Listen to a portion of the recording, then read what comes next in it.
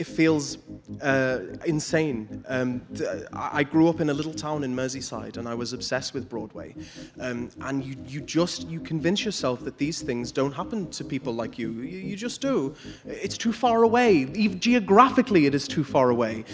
So to have been here, to kind of like my dream place, and for it to be so wonderful, everybody to be so kind to me, and for them to say, hey, do you know what you did is worthy of the highest accolade that we can give, is the best thing that has ever happened. I'm so grateful.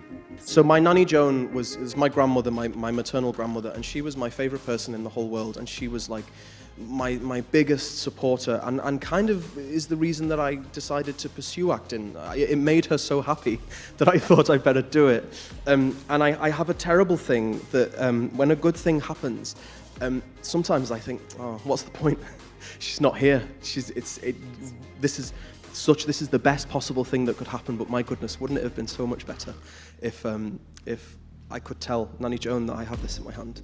The very first production of it that we did at this 80-seater theatre in London, I suddenly realised, oh wow, I have thrown every trick I have in my toolkit into this show.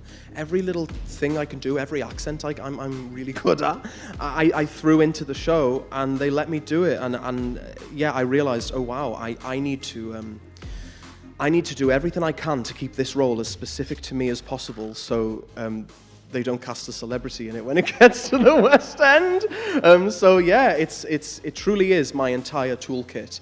And I'm deeply sorry to everybody who has had to sing the role after me. Every time they cast a new Hester, I get a message like, what is this part? What are you doing?